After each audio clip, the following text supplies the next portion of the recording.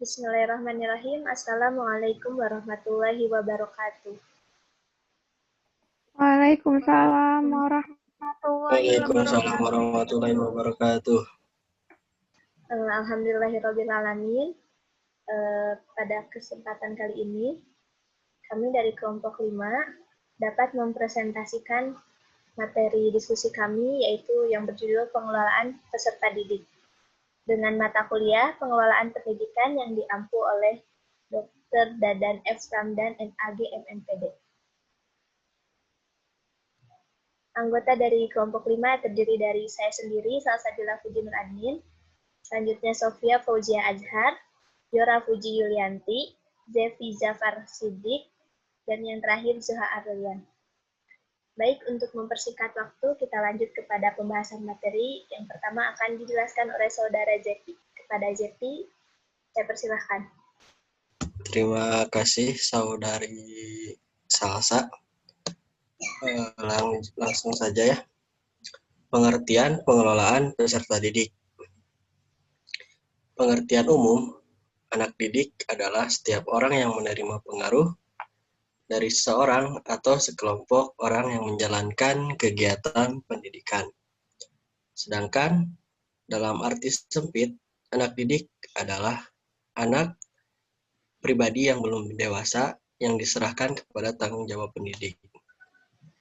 Dalam Undang-Undang Nomor 20 Tahun 2003 tentang Sistem Pendidikan Nasional, dijelaskan bahwa yang dimaksud peserta didik adalah anggota masyarakat yang berusaha mengembangkan diri melalui proses pembelajaran yang tersedia pada jalur jenjang dan jenis kependidikan tertentu. Terakhir, kesimpulan, peserta didik adalah individu manusia yang secara sadar berkeinginan untuk mengembangkan potensi dirinya, jasmani dan rohani melalui proses kegiatan belajar mengajar yang tersedia pada jenjang atau tingkat dan jenis pendidikan tertentu. Next. Baik, terima kasih Zefi.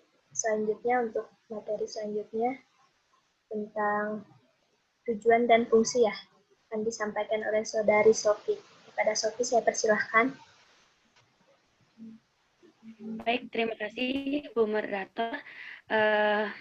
Tujuan dan fungsi, menurut Rusdiana 2015 halaman 182, tujuan umum pengelolaan peserta didik adalah mengatur kegiatan peserta didik agar kegiatan-kegiatan tersebut menunjang proses belajar mengajar di sekolah.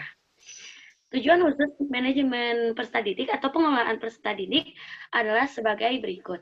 1. Meningkatkan pengetahuan, keterampilan, dan psikomotor peserta didik. 2. Menyalurkan dan mengembangkan kemampuan umum, kecerdasan, bakat, dan minat peserta didik. 3. Menyalurkan aspirasi, harapan, dan memenuhi kebutuhan peserta didik. Next. Fungsi pengelolaan kelas peserta didik adalah sebagai wahana bagi peserta didik. Fungsi pengelolaan kelas peserta didik adalah sebagai wahana bagi peserta didik untuk mengembangkan diri secara seoptimal mungkin, baik yang berkenaan dengan segi individualnya, sosial, segi aspirasi, kebutuhan, dan potensi peserta didik. Fungsi manajemen peserta didik secara khusus yaitu yang pertama, fungsi yang berkenaan dengan pengembangan individualitas peserta didik ialah agar mereka dapat mengembangkan potensi-potensi individualnya tanpa banyak hambatan. Potensi-potensi bawaan tersebut meliputi kemampuan umum, yaitu atau kemampuan umum atau kecerdasan, kemampuan khusus atau bakat, dan kemampuan lainnya. Lalu fungsi yang selanjutnya, fungsi yang berkenaan dengan pengembangan fungsi sosial peserta didik ialah agar peserta didik dapat mengadakan sosialisasi dengan sebayanya dengan orang tua dan keluarganya. dengan lingkungan sosial sekolahnya dan lingkungan sosial masyarakatnya. Fungsi ini tentu berkaitan dengan hakikat peserta didik sebagai makhluk sosial.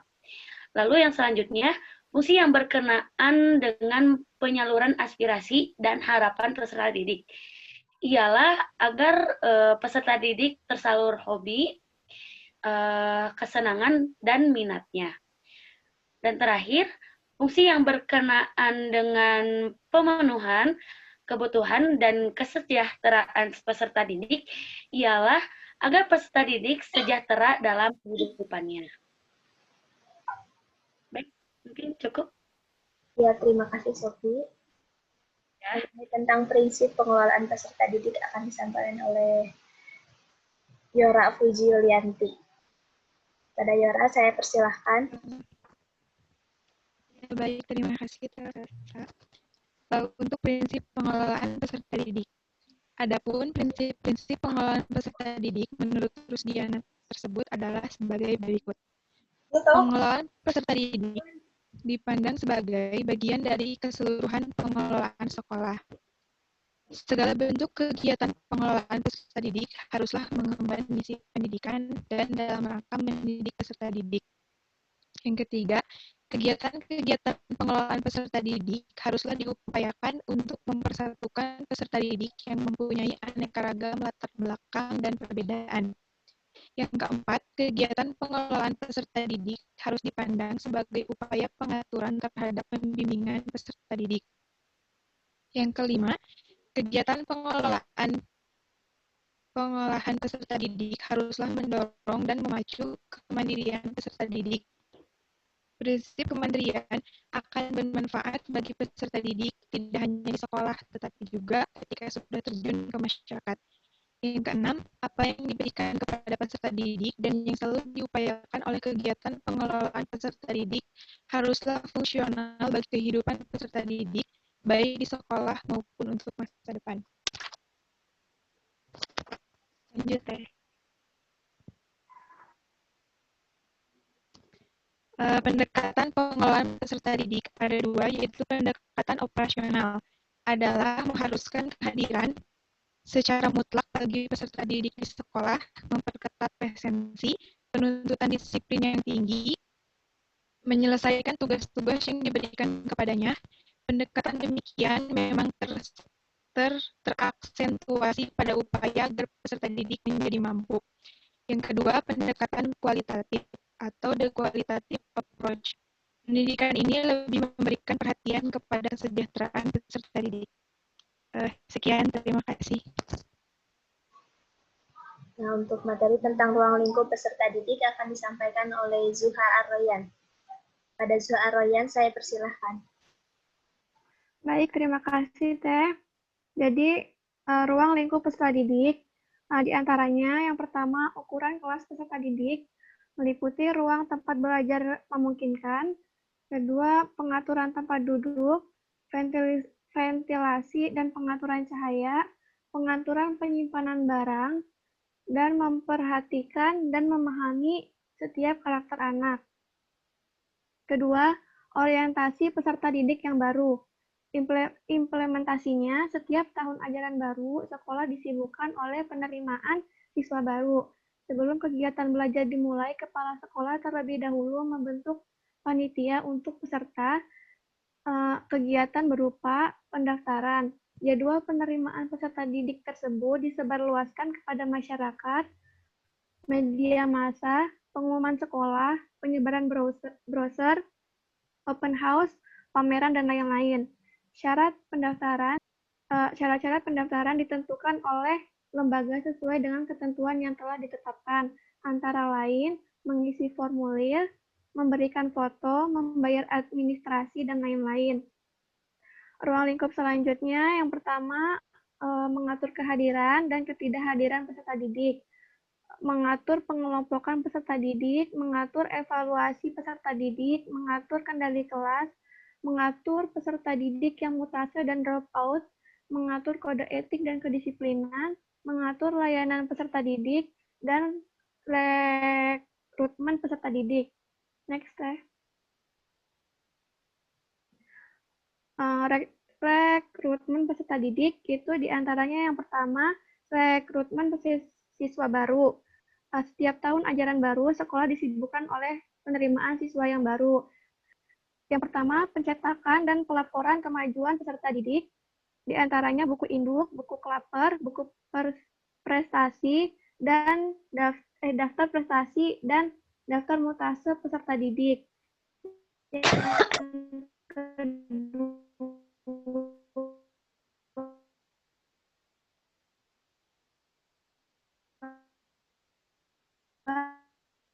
organisasi peserta didik intrasekolah.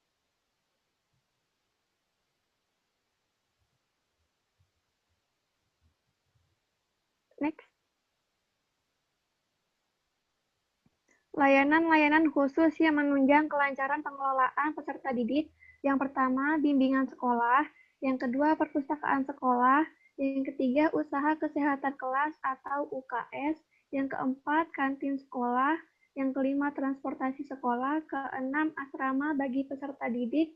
Dan yang terakhir, peranan guru dalam pelayanan peserta didik. Sekian dari saya, kembali lagi kepada moderator. Terima kasih kepada Zuha dan teman-teman yang lainnya yang telah menyampaikan materi tentang pengelolaan peserta didik. Nah, jadi kesimpulannya atau intinya, pengelolaan peserta didik merupakan suatu penataan atau pengaturan segala aktivitas yang berkaitan dengan peserta didik. Itu diantaranya mulai dari masuknya peserta didik sampai dengan keluarnya peserta didik tersebut dari sekolah atau lembaga tersebut. Dengan demikian, pengelolaan peserta didik itu bukanlah dalam bentuk pencatatan atau pengelolaan data peserta didiknya saja, melainkan meliputi aspek yang lebih luas, yang secara operasional dapat dipergunakan untuk membantu kelancarannya upaya pertumbuhan dan perkembangan peserta didik melalui proses pendidikan di sekolah.